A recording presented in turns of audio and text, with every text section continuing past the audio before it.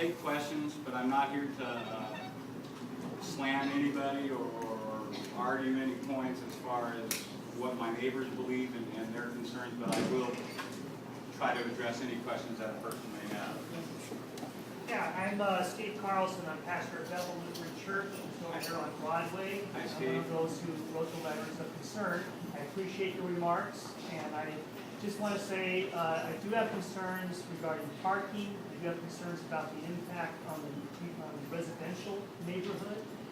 And I talked to police officers who have said that any type of establishment like that will increase the service calls they have already in an area that has a high ratio of service calls, higher than other part of the city. And so I am concerned, the parking, I heard that that was the plan. There's no guarantee people will use it. They can still park in the neighborhood. And even as vigilant as you are about your patrons as far as their drinking or their behavior, you cannot control what they're doing. Totally or completely. People leave drunk. That's why we have car accidents. And that's why people wander from the neighborhood and cause problems there. I think you're a sincere guy. I have no problem with you personally, and I'm not against nightclubs. I'm not against a good drink. I'm not against entertainment. But I still am concerned that this is a neighborhood that is already negatively impacted, and I fear this will cause another effect. So thank you for your Sure. Can I respond to you, Steve? Yes, you may.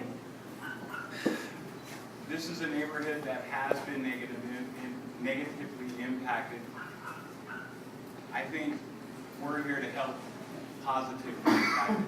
Bottom line is, Steve, if we get an increase in police calls and they come to our venue every night because we're having issues, we're not going to be open very long in the first place. That's not quite true, because there are bars in the area that stay open even though they have a lot of police calls.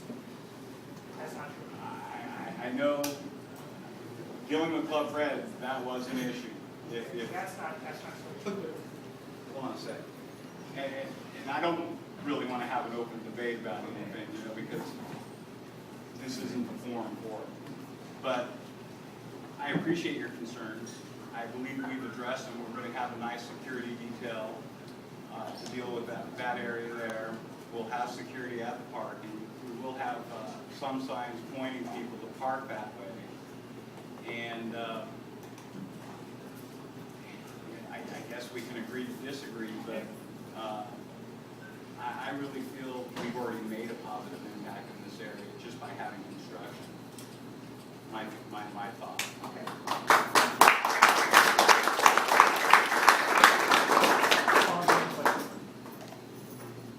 What type of acts do you plan on bringing? It's going to be a wide range.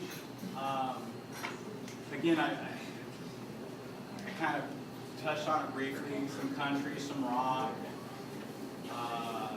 comedy, spoken word. Definitely, it's important to me to enhance the local music scene.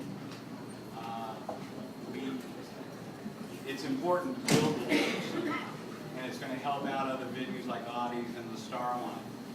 Back when Club Fred was up and running, we had a really vibrant scene between the Wild Blues and Club Fred, and we even had like the sticker at the door that said Wild Blue and Club Fred, so you can go between both clubs at the same time on the same night. To get into specifics like who we're looking at or whatever, I can't do that. But blues, jazz, just kind of all over the place. One of the things that I do appreciate about you guys opening up the club is the fact that it is going to be a mid-sized venue. So some of the larger acts that pass Fresno up are going to be able to stop here. Audie's might be too small at 200-300 people, whereas even Tower Theater is way too big at almost 800 people. So some of the really cool mid-sized acts are going to come to Fresno, which I think is going to help build up the cultural. It's very culturally interesting to I can honestly tell you the outreach from booking agents who have found out about the venue is very positive. And we'll probably get some artists that have no business playing a room that size anyway. That they play bigger venues in San Francisco or LA. Matter of fact, there's one thing in the works that's supposed to blow everybody away, so we'll find out about that when it goes down. But thank you.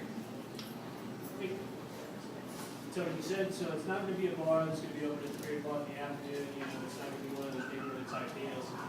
What for, I guess on both sides, what are the proposed hours of operation? Again, we'd like to open doors around 6, have a show start at 8, and try to be done by 10:30, 11 o'clock. Now, there are some artists that ticket demand will demand that we do 2 shows in one night. And so in that case, we would start the first show at 8 and the second show at 10, and in that case, we'd probably get out about 12, 12:30, somewhere around there. Yes, sir. You know, that this enterprise is only going to benefit the area, it should be a no-brainer. Anybody from this neighborhood, and I'm sorry if the pastor's not here, I guess, for this, is that you're imagining things. If you think this was a pristine neighborhood before that place was going to open, or even this place opened up here. I'm a resident, and this is why I moved here. There was nothing happening before Ironburg got built, and the idea that to diminish what could possibly be here, you know, a great entrepreneurial idea, and you know, with all due respect, you know, I'm guessing that even though he's the pastor of the church down the street, he may not be a resident of the neighborhood. So I don't know whether, you know, he could have a vested interest in increased rates around here for rents. But, you know, the idea that any of us as citizens of the neighborhood, people that live around here would be against it is crazy. I'm completely supportive of this. Well, I Why appreciate wouldn't that. you be?